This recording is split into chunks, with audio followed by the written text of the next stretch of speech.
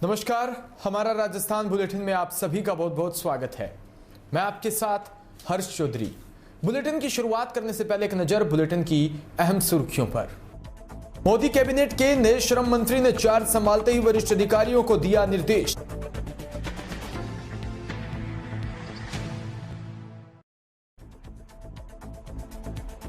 Police महानिरीक्षक के नाम एसडीएम अर्पिता सोनी को दिया ज्ञापन।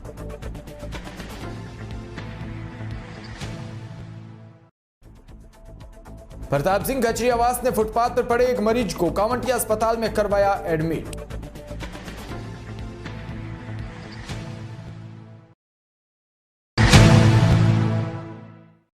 और खबरें विस्तार से।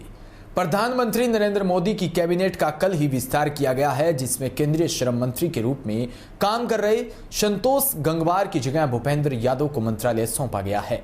शपथ लेने के एक दिन बाद आज मंत्रालय पहुंचे भूपेंद्र यादव ने मंत्री का पद का चार्ज संभालने के बाद सभी अधिकारियों से मुलाकात की है।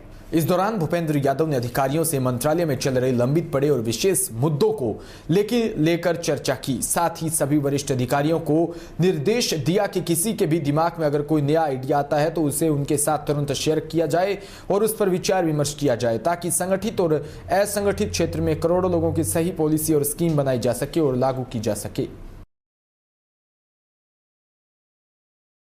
जैसलमेर के पर्यटन नगरी में विभिन्न विकास कार्य करवाने और मूलभूत सुविधाओं में व्याप्त कमियों को दूर करने को लेकर भाजपा नगर मंडल के कार्यकर्ताओं ने मंडल अध्यक्ष अरुण पुरोहित के नेतृत्व में नगर परिषद आयुक्त शशिकांत शर्मा को ज्ञापन सौंपा। इस दौरान भाजपा के मंडल कार्यकर्ताओं व पार्षदों ने शहर की विभिन्न गलियों व मुख्य चौराहों पर सड़क मार्ग की मरम्मत करवाने व शहर में स्थित कच्ची बस्तियों में पानी, बिजली जैसी मूलभूत सुविधाओं में आ रही समस्याओं को दूर करने व पर्यटन की दृष्टि से महत्वपूर्ण जैसलमेर शहर व पर्यटन स्थलों के आसपास सफाई व्यवस्था को लेकर आयुक्त से चर्चा की है।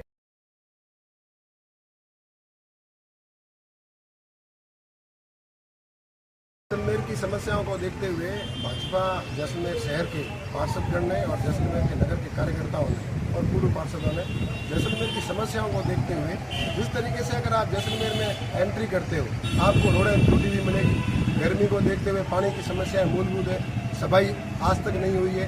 सफाई का कहीं न कहीं ठेका है, वो कहीं 4 लोग लगे हुए हैं तो कहीं 5 लोग लगे हुए हैं। मूलभूत सुविधा के लिए जब नगर परिषद काम नहीं कर सकती है तो इसलिए नगर के संगठन ने आज तय किया कि नगर परिषद के आयुक्त को ये ज्ञापन दें और जैसलमेर की मूलभूत सुविधाओं को दूर करें।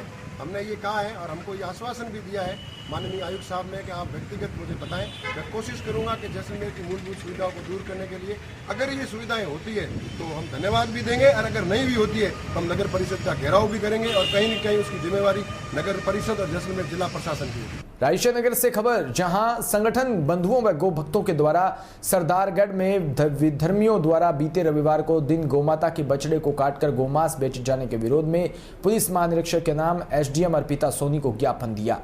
वहीं प्रतिलिपि मुख्यमंत्री व पुलिस महानिदेशक और पुलिस अधीक्षक गंगानगर को प्रेषित की है और मांग की कि गोमांस बेचने वाले व खरीदने वालों के खिलाफ भी कार्रवाई की जाए।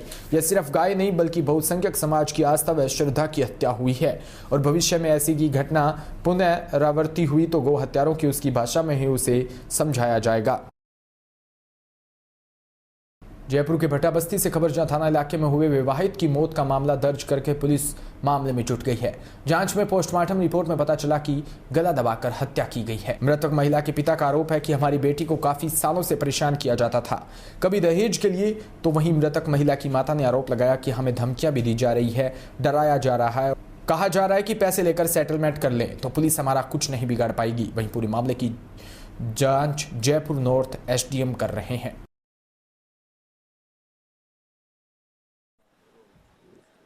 राजधानी जयपुर के अंदर भट्टा बस्ती इलाका है, जो कि 2 तारीख को एक घटना सामने आई थी। ससुराल पक्ष ने बच्ची को जहरीला पदार्थ देकर उसकी हत्या कर दी थी, जिसका 3 तारीख को पोस्टमार्टम हुआ था एसडीएम की देखरेख में और थाना भट्टा बस्ती पुलिस की देखरेख में। जब तक कोई आरोप सिद्ध नहीं हुआ था कि बच्ची को किस कारण से मारा गया है, ससुराल पक्ष बोल रहे थे इसकी तबीयत खराब होने के कारण ये मर चुकी है, जबकि लड़की के परिजनों का आरोप था कि लड़की को टॉर्चर किया गया है, काफ़ी दबाव में लेकर कुछ नशीला पदार्थ खिलाकर मारा गया है। पोस्टमार्टम रिपोर्ट कल आने के बाद सिद्ध हुआ है कि लड़की को गला दबाकर नशीला पदार्थ खिलाकर मारा गया है।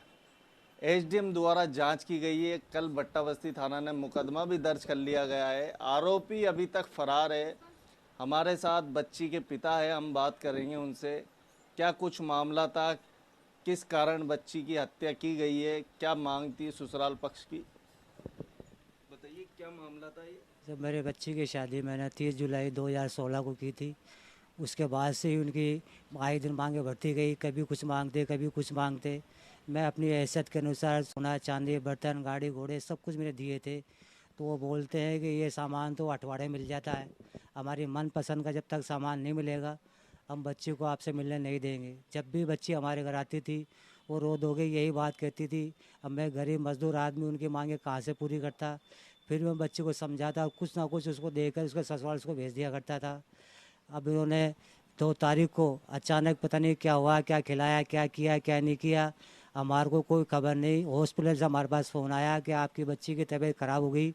हम वहाँ गए, जब तक हमारी बच्ची मृत अवस्था में थी। जब हमने उनसे पूछा तो हमें कोई जवाब नहीं दिया। और उसके बाद में हम थाने भी गए, लेकिन उस वक्त हमारी थाने में कोई सुनवाई नहीं हुई। कल शाम को प्रताप सिंह से बात करने के बाद में कल रात को हमारी रिपोर्ट दर्ज की गई है। तो हम तो यही चाहते हैं हमारी बच्ची के हत्यारों को सज़ा मिले और कानून सख्त सख्त कार्रवाई करे। ये मामला कब से हो रहा था आपके साथ? बच्ची को काफ़ी दिनों से परेशान किया जा रहा था, क्या कुछ मामला था आपके सामने? पहले भी कोई ऐसी घटना आई है कि बच्ची के साथ ऐसा अत्याचार किया गया है ससुराल वालों ने? वो शुरू से होती थी। अब हमेशा बच्ची हमें यही कहती थी, पापा वो मुझे ये बोलते हैं, पापा मुझे ये बोलते हैं। लेकिन मेरी इतनी हैसियत नहीं है कि मैं उनकी डिमांडें पूरी करता।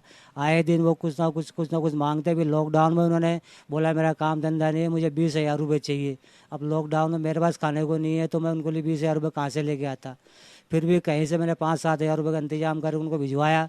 तो उन्होंने 5,000 मेरे बच्ची के मुंह पे मारते हुए कहा कि मैं कोई भिखारी हूँ जो 5,000 रुपये ले लूँगा। लेकिन फिर भी बच्ची ने जैसे तैसे करके 5,000 रुपये उनको दिए। बोले और होगा तो मैं पापा से और बात करूँगी, लेकिन मेरे पापा के पास में है नहीं। उस वक्त उन्होंने बच्ची के साथ मारपीट की थी। ये कितने साल से मामला सामने आ रहा था? बच्ची को परेशान किया जा रहा था, पैसों के लिए दबाव दिया जा रहा था, आप बच्ची से बोले जा रहे थे कि पैसे माँ बाप से लेके आ, दहेज वेज जो भी आप बता रहे हो। ये कितने दिन से मामला चल रहा था आपका? ये सब शादी के कोई महीना 20 दिन बाद से शुरू हो गया था मामला। कितना टाइम हो गया शादी को? शादी को साहब 30 जुलाई 16 को शादी हुई थी इसकी। 30 जुलाई 2016 जी। जब से ये मामला चल रहा है।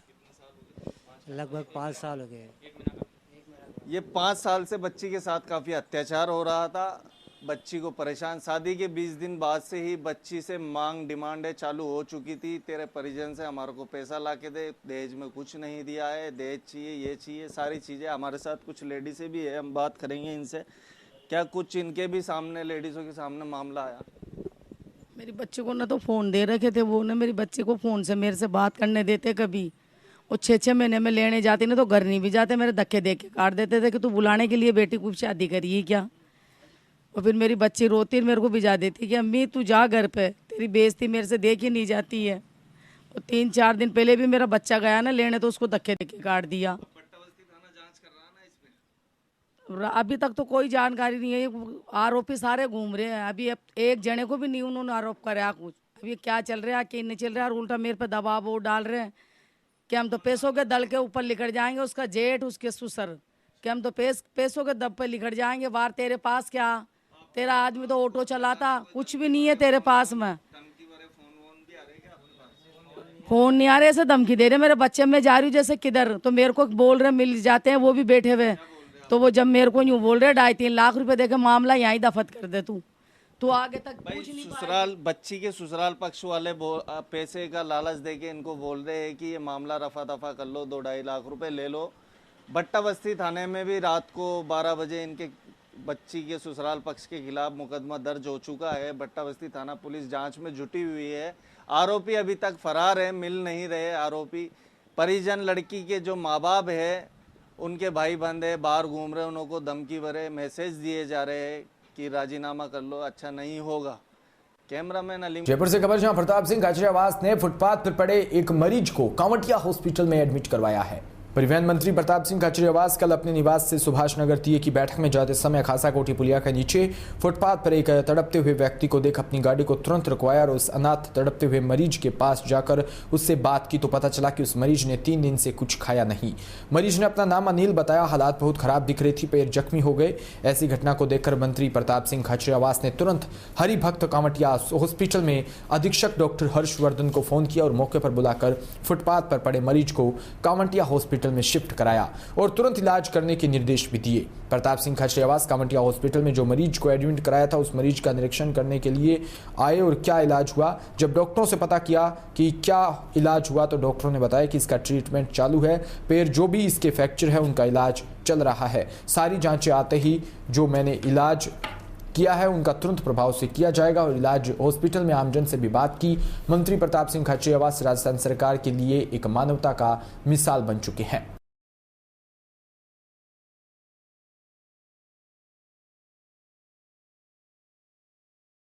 निकल गई मैडम। आप ये मान के चलिए कोई भी पॉजिटिव काम हो, अच्छा काम हो तो सरकार करे चाहे प्राइवेट आदमी करे, करना चाहिए जहाँ हमें सेवा का मौका मिले।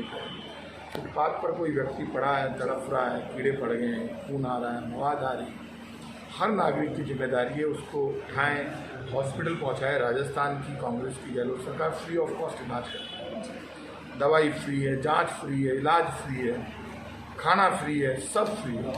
और ऐसे में हर आदमी भी एक दूसरे के ऊपर टालता रहेगा कि वो करेगा काम, वो करेगा तो फिर काम नहीं होगा। आम नागरिक की भी जिम्मेदारी है उसको उठाए, उठाकर हॉस्पिटल पहुंचा दे। हॉस्पिटल पहुंचाएंगे तो इलाज होगा। मैं उधर से गुजरा तो मैं भी एक नागरिक हूँ, ठीक है, मैं एमएलए हूँ, मंत्री हूँ, लेकिन मेरी भी जिम्मेदारी बनती है मैं उसको छोड़ के निकल जाता। उसकी हालत बहुत ख़राब है, इसकी हालत ज़्यादा ख़राब नहीं, उसकी अनिल की ज़्यादा हालत ख़राब है। उसमें बाकायदा अंदर लोहा वो स्क्रू लगे हुए हैं, दर्द से तड़प रहा है, मवाद आ रही है, कीड़े पड़े हुए थे। अब डॉक्टर्स ने चैलेंजिंग उसमें लिया, भगवान की दया से ठीक हो जाएगा। मैं इसके परिवार वालों से कहूँगा, वो जो देख रहे हैं, इलाज हम कर देंगे, इसको ठीक कर देंगे, लेकिन उसको घर के प्यार की ज़रूरत, इसको लेकर जाए, प्यार दे, क्योंकि इसका इलाज तो हुआ है। अब ये कह रहा है पूना में मेरा इलाज हुआ है, मैं बॉम्बे पूना से इलाज करा के यहाँ आया, फिर किसी ने संभाला नहीं, पढ़ा रहा, हालत ख़राब थी। ये पागल नहीं है, समझदार आदमी है, धीरे धीरे ठीक होगा, दर्द ठीक होगा तो इसको समझदारी आएगी। और मेरा ये मानना है कि जहाँ जिसको मौका मिले, चाहे वो डॉक्टर हो चाहे आम नागरिक, सेवा का उससे बड़ा कोई काम नहीं है। यदि आप किसी का दर्द मिटा सकते हो, किसी का घाव ठीक कर सकते हो, किसी को बीमारी से ठीक कर सकते हो, तो इससे बड़ा पुण्य नहीं है। और मैं कह रहा हूँ कि पुण्य का कोई मोल नहीं है, भगवान जरूर साथ देंगे। तो इससे खबर जहां स्वरूपगंज पुलिस ने पुलिस अधीक्षक धर्मेंद्र सिंह यादव के निर्देश पर बुधवार देर रात करीब 8 बजे उडवारिया टोल पर नाकाबंदी के दौरान मुखबिर की सूचना पर एक थार जीप में गुप्त बॉक्स में छुपाकर ले जा रही विदेशी निर्मित 70 अवैध अंग्रेजी शराब बरामद कर इस मामले में 3 आरोपियों को गिरफ्तार किया है। थाना प्रभारी हरि सिंह राजपुरोहित ने बताया कि एसपी धर्मेंद्र सिंह की ओर से चलाए जा रहे विशेष अभियान के तहत वृत्ताधिकारी पिंडवाड़ा किशोर सिंह चौहान के सुपरविजन में थानाधिकारी हरि सिंह राजपुरोहित में टीम ने उडवारिया टोल पर नाकाबंदी की। नाकाबंदी के दौरान मुखबिर की सूचना के आधार पर सिरोही की ओर से एक थार जीप को रुकवाकर तलाशी ली तो जीप में गुप्त बॉक्स में छुपाकर ले जाई जा रही अवैध विदेशी निर्मित अंग्रेजी शराब बरामद की है। जीप के गुप्त बॉक्स में 6 कार्टून करीब 70 बोतल विदेशी निर्मित अंग्रेजी शराब बरामद कर इस मामले में जीप चालक हरिराम पुत्र भूराराम जाति जाट निवास रबारियों की गोलियां सांचौर जिले को गिरफ्तार कर लिया और जीप को जब्त कर लिया। पुलिस ने बताया कि करीब 3 से 4 लाख रुपए की शराब थी।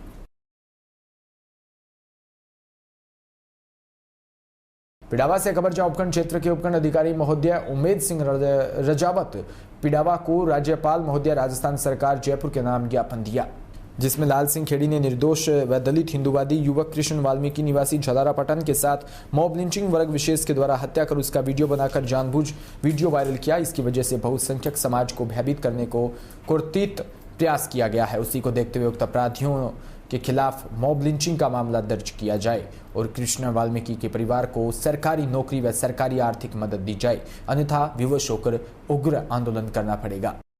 पिडावा के नेशनल पेट्रोल पंप के सामने सोयत रोड पर नगर कांग्रेस कमेटी पिडावा द्वारा पेट्रोल पंप पर केंद्र की सरकार द्वारा पेट्रोल डीजल की बढ़ती महंगाइयों के विरोध में धरना प्रदर्शन व हस्ताक्षर अभियान का कार्यक्रम रखा, जिसमें नगर कांग्रेस के पदाधिकारी व कार्यकर्ताओं ने भाग लिया, जिसमें नगर कांग्रेस के अध्यक्ष, कांग्रेस ब्लॉक अध्यक्ष और पूर्व पार्षद मुकेश मासूम, ब्लॉक प्रवक्ता सहित अनेक कार्यकर्ता उपस्थित रहे। भारत पाकिस्तान बॉर्डर पर स्थित जैसलमेर जिले का अंतिम गांव करडा। मारवाड़ी में इसका मतलब कठिन होता है। नाम के मुताबिक यहाँ रहने वालों का जीवन भी बहुत ही करडा है। धोरों के बीच बसे इस गांव में साल में 4 से 5 महीने सुबह 9 से शाम 7 बजे तक रेतीली आंधी चलती रहती है। ऐसे में भारत भर में 2020 और 21 में कहर बरपाने वाली कोरोना महामारी यहाँ दस्तक नहीं दे सकी। कोरोना की रोकथाम के लिए जो जरूरी गाइडलाइन सरकारों ने तय कर रखी है, उसकी पालना इस क्षेत्र में बाशिंदे स्वाभाविक तौर पर वर्षों से करते आ रहे हैं। विशाल रेगिस्तान में बसा जैसलमेर का बॉर्डर से सटा गांव, जब हमारी टीम करडा पहुंची तब धूल के गुबार और 42 डिग्री तक पहुंचे पारे के बावजूद कुछ लोग अपनी गायों को चरा खिला रहे थे। गांवों की गलियों में महिलाओं व बच्चे तो नजर नहीं आ रहे। अभी कोरोना पूरी तरह से खत्म नहीं हुआ, इसके लिए उन्हें घरों में ही रहने की हिदायत दी है। करीब 1000 की आबादी के इस गांव में घरों में बाहर 15 से 20 लोग ही नजर आए, बाकी सभी अपने घरों में थे। सरकार की बॉर्डर एरिया डेवलपमेंट योजना से के तहत गांवों में पानी व बिजली की व्यवस्था है। यहाँ बारिश कम ही होती है। सभी ग्रामीणों की आजीविका का साधन पशुपालन है। इस गांव में 2000 से अधिक गायें हैं। गांवों के लगभग सभी बुजुर्ग अशिक्षित हैं। बावजूद इसके उनकी जागरूकता व अनुशासन देखते ही बनती है। इसी का ही नतीजा है कि उन्होंने यहाँ कोरोना की एंट्री नहीं होने दी। कोरोना की दोनों लहर ने जैसलमेर जिले में हाहाकार मचा दिया था। 18,000 से ज्यादा पॉजिटिव मिले और करीब 250 के करीब मौत भी हुई। इस गांव के लोगों में कोरोना को लेकर अनुशासन ऐसा कि कोरोना का असर शुरू होते ही गांव में किसी बाहरी को प्रवेश नहीं करने दिया। इनके खुद के परिजन जो शहर में रहते हैं, उन्हें नेगेटिव रिपोर्ट साथ लाना भी अनिवार्य कर दिया था।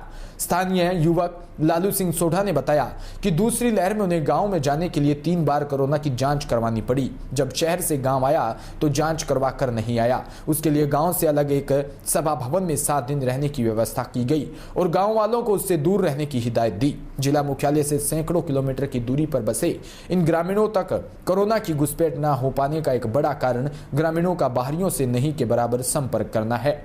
कोरोना से बचे रहने पर यह गांव मिसाल बनकर उभरा है। अब बात जागरूकता की। जैसलमेर में जैसे ही 45+ के टीके लगने शुरू हुए तो यहाँ के अधिकांश बुजुर्गों ने हाथों हाथ टीके लगवा लिए। उस समय जहाँ शहर के लोग भी टीका लगवाने से डर रहे थे, लेकिन यहाँ ऐसा नहीं था। वर्तमान में 45+ का 100% वैक्सीनेशन इस दूरस्थ व दुर्गम इलाके में बसे गांवों का हो चुका है। अब यहाँ 18+ के टीके का इंतजार किया जा रहा है ताकि सभी युवा भी वैक्सीनेशन करवा सके।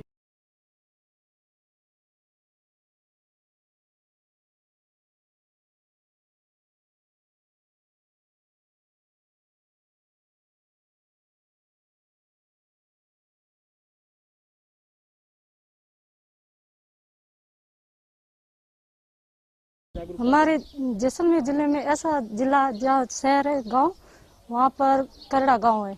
उस गांव में आज तक पहली लहर या दूसरी लहर आई है, उसमें कोई भी पॉजिटिव नहीं आया।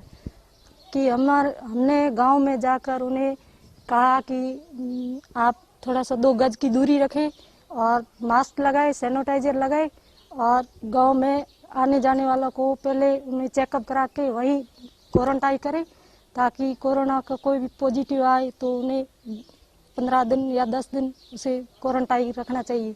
तो उन्हें बोलते हैं कि भाई आप मास्क लगा के रखो, 2 गज की दूरी रखो और ध्यान रहे कि दूसरों को भी कहना चाहिए कि मास्क लगा के रखे, सैनिटाइजर लगाए, 2 गज की दूरी रखे। और वैश्विक महामारी है जिस बीमारी ने संपूर्ण विश्व को अपनी आगोश में ले लिया और भारत के अंदर भी बहुत बड़ी त्रासदी मची और काफ़ी लोगों ने अपनी ज़िंदगियां गंवाई। हमारे सीमावर्ती गांव करड़ा के ग्रामवासियों ने बैठ कर के तय किया, संपूर्ण गांव था वो एक रहा और सब ग्रामवासियों ने तय किया कि हम लोगों को सतर्कता दिखाते हुए इस कोरोना को हराना है। इसके लिए संपूर्ण गांववासियों ने बैठ कर के तय किया कि कोई भी गांव से बाहर है और वो गांव के अंदर आएगा तो या तो वो नेगेटिव रिपोर्ट लेके आएगा और अगर नेगेटिव रिपोर्ट नहीं लाएगा तो 7 दिन के लिए आइसोलेट कर दिया जाएगा उसको। ऐसे कई लोग थे जो शहर से या बाहर से गांव आए थे, तो उनको 7 दिन तक हमने गांव में एक आइसोलेशन वार्ड बनाया हुआ था। वहां पर सभा भवनों के अंदर जाकर के उनको बिठाया, गांव वालों के संपर्क में नहीं आने दिया और जो भी दूसरे आते थे उन सभी को कोरोना रिपोर्ट नेगेटिव लेके आते थे। मैं खुद जैसलमेर से 3 बार गांव गया था तो कोरोना की नेगेटिव रिपोर्ट लेकर के गया था। सभी गाँव वासियों ने सतर्कता बरती। पूरा गांव सतर्क था और पता था कि इस महामारी से कितना बड़ा नुकसान होने वाला है, इसलिए हम सब लोग सतर्क थे। इसलिए गाँव वासियों की सतर्कता के कारण हम लोगों ने कोरोना पे विजय प्राप्त की है। और रही बात इससे पहले की वैक्सीनेशन की, जब 45 प्लस के वैक्सीनेशन हो रहा था तब गांव में बैठ कर के एक मीटिंग हुई और यहाँ पर जो नर्सिंग कर्मचारी है उनको साथ में लेकर के हम सभी युवा आगे आए और युवाओं ने आगे आकर के तय किया। गांव के अंदर बड़े बुजुर्ग या पंच सरपंच जो बड़े पंच थे उनसे जाकर के आग्रह किया कि आप सबसे पहले वैक्सीन लगाइए, आप लगाओगे तो गाँव वासियों को प्रेरणा मिलेगी, जिसके कारण पूरे गांव में 45 प्लस का 100% वैक्सीनेशन हुआ। ये सब ग्रामवासियों के प्रयासों से ये संभव हुआ है और इसके कारण आज हमारा गांव एकदम सुरक्षित है। गांव में एक भी व्यक्ति को कोरोना पॉजिटिव नहीं हुआ। ये हमारे लिए खुशी की बात है कि हमारे सीमावर्ती ग्राम करड़ा में जिस तरीके से कोरोना की जो भयंकर लहर, जो प्रथम लहर आई, जो सेकंड लहर आई, उसमें वहाँ के स्थानीय ANM, वहाँ के टीचर्सों ने बहुत बड़ा उनका रोल रहा। उन्होंने वहाँ के लोगों को बहुत बड़ा इस कोरोना के मामले में सोशल डिस्टेंसिंग पालना, सैनिटाइज, एक दूसरे से 1-2 गज की दूरी बना करके बहुत अच्छा प्रचार किया, जिसमें लोगों में जागरूकता आई। आज भी हमारे गांव में एक भी पॉजिटिव केस नहीं है। साथ में 18 और 45 प्लस के सब टीके लग चुके हैं और लोगों ने बहुत अच्छा मतलब जागरूकता आई। और वहाँ वैसे भी देखा जाए तो उस क्षेत्र में पशुपालन ज़्यादा है, तो वहाँ के जैसे दूध है और माखन है और छाछ है, उससे इम्यूनिटी में भी बहुत अच्छा सुधार। इसी के साथ बुलेटिन में इतना ही। नमस्कार।